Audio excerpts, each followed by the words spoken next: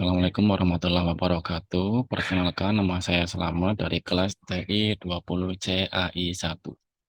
Pada presentasi kali ini, saya akan membawakan materi tentang analisis data science menggunakan PySpark dengan judul Implementation Logistic Regression on Student Stress Factors Datasets. Sebagai pendahuluan, di sini ada definisi dari data science. Data science sendiri adalah bidang interdisipliner yang menggunakan metode ilmiah, proses, algoritma, dan sistem untuk mengekstrasi pengetahuan dan wawasan dari data dalam berbagai bentuk. Tujuannya adalah untuk mendapatkan pemahaman yang mendalam tentang pola dan tren, serta untuk membuat keputusan yang didasarkan pada analisis data. Sedangkan PySpark sendiri adalah API dari Python untuk Apache Spark, sebuah platform analitik distribusi yang dirancang untuk mengelola dan menganalisis data secara dalam jumlah besar dengan kinerja tinggi.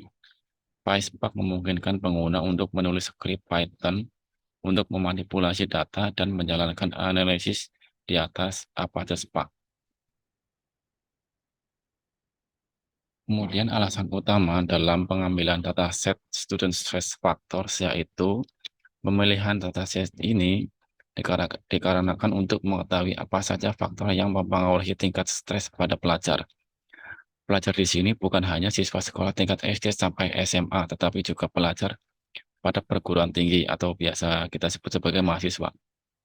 Dengan dilakukannya penelitian ini, maka secara tidak langsung peneliti juga menganalisa potensi terjadinya stres pada diri peneliti, mengacu pada faktor-faktor yang dapat menyebabkan stres. Adapun tujuan dari presentasi ini yaitu untuk memenuhi tugas ujian tengah semester mata kuliah Data Science yang diampu oleh Bapak Dr. Insinyur Ananto Trisasongko, MSc, dan juga untuk menganalisa faktor-faktor yang dapat menyebabkan stres pada pelajar supaya lebih peduli dengan kondisi pada diri sendiri. Kemudian metode yang saya ambil yaitu logistic regression. Adapun pengertian dari logistic regression sendiri adalah metode statistik yang digunakan untuk memodelkan hubungan antara satu atau lebih variabel independen dengan variabel dependen biner. Variabel dependen dalam regresi logistik adalah variabel yang memiliki dua kategori atau nilai, seperti 1 atau 0, ya dan tidak, atau positif dan negatif. Karakteristik utama dari metode logistic regression adalah variabel independennya adalah biner, memiliki koefisien regresi, kemudian menghasilkan output probabilitas, dan digunakan untuk metode klasifikasi. Adapun langkah-langkah metode logistic regression adalah sebagai berikut. Nah, berikut ini adalah langkah-langkah yang saya terapkan dalam proses analisis data. Yang pertama adalah mengimport library yang diperlukan, kemudian menginisiasi Spark session, mendefinisikan skema, mengimport data.csv ke dalam program, menghilangkan data yang tidak diperlukan, menggabungkan fitur-fitur yang ada menjadi satu vektor, kemudian melakukan pengskalaan fitur. Setelah itu membagi data train dan dataset sesuai dengan porsinya masing-masing. Setelah itu membuat model logistic regression dan dilatih. Setelah dilatih, maka data akan diprediksi. Data tes tersebut akan diprediksi, kemudian dihitung nilai performanya. Setelah dihitung nilai performanya, kemudian kita akan mengecek nilai koefisien regresi untuk menentukan atau melihat faktor-faktor mana yang paling berpengaruh terhadap pada penelitian ini. Setelah kita mengecek koefisien regresi, kemudian session Spark kita tutup. Berikut ini adalah langkah-langkah yang sudah saya implementasikan pada Jupyter Notebook. Yang pertama adalah import library yang dibutuhkan. Di sini saya mengimport Spark, kemudian ada yang diimport untuk keperluan skema. Kemudian saya mengimport juga vector assembler dan juga standard scalar. Ini dibutuhkan untuk menggabungkan dan membuat skala pada data yang akan kita bahas nanti di slide-slide berikutnya. Kemudian saya juga mengimpor metode logistic regression. Kemudian langkah yang kedua adalah menginisiasi Spark Session. Kemudian pada tahap selanjutnya saya mendefinisikan skema dan mengimport dataset. Skema di sini saya menggunakan tabel-tabel yang ada. Kemudian baru tabel-tabel tersebut saya rubah menjadi integer. Tabel-tabel yang ada di sini sesuai dengan yang ada pada dataset.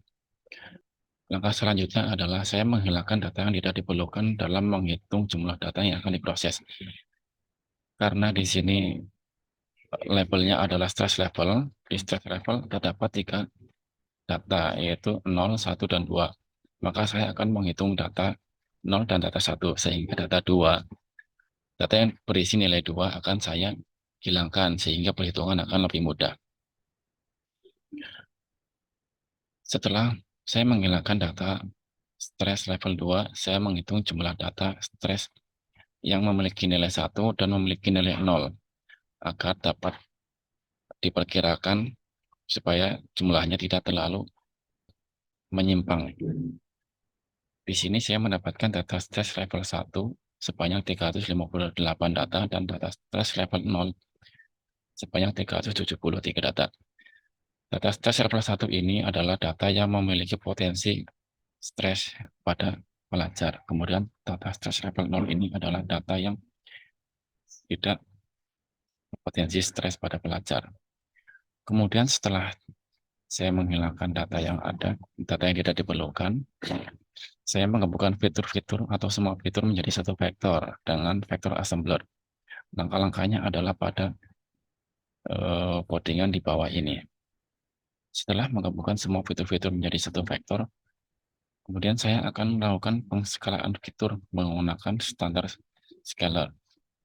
Langkah-langkah codingannya adalah sesuai pada codingan yang ada di bawah ini. Data test di sini saya bagi 80% dan 20%. Setelah membagi data test dan data test, saya membuat dan melatih model logistic regression.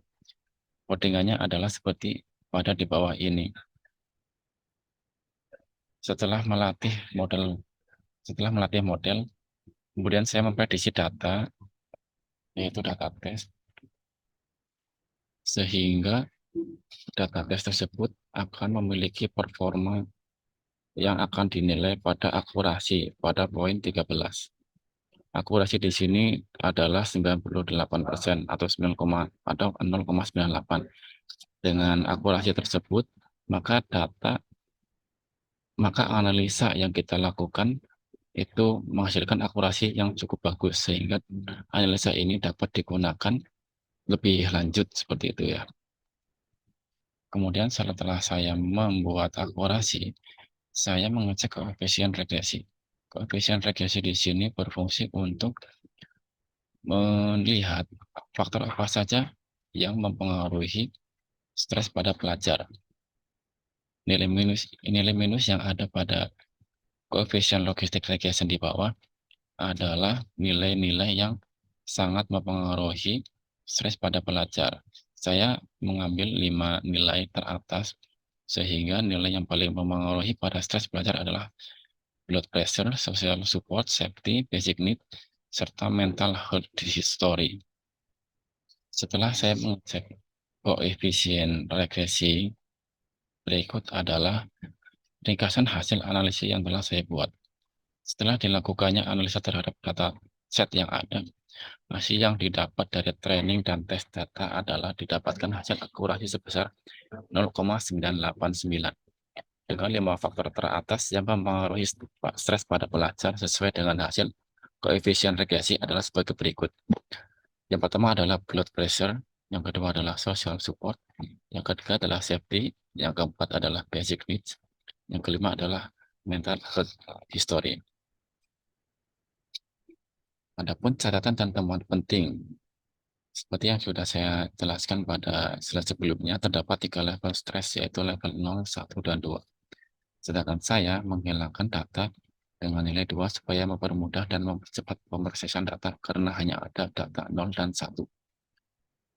Data stres pada level dengan nilai 0 menandakan bahwa data tersebut tidak memiliki potensi stres. Sedangkan data satu adalah data yang memiliki potensi stres. Adapun visualisasi hasil prediksi menggunakan pandas supaya terlihat jelas adalah sebagai berikut. Hasil prediksi yang sudah saya visualisasikan menggunakan pandas menghasilkan nilai-nilai di bawah, sehingga akurasinya tadi adalah 0,98 atau 98%. Kesimpulannya adalah tekanan darah merupakan faktor tertinggi dalam mempengaruhi tingkat stres pada pelajar. Adapun analisa yang saya buat menghasilkan akurasi sebesar 98%. Sedangkan saran yang saya ajukan yaitu metode ini bukan hanya bisa digunakan menggunakan metode logistic regression, tetapi dapat menggunakan metode klasifikasi yang lain seperti decision tree atau random forest agar dapat dibandingkan hasil akhir akurasi yang didapat. Demikian presentasi yang dapat saya sampaikan, kurang lebihnya mohon maaf. Wassalamualaikum warahmatullahi wabarakatuh.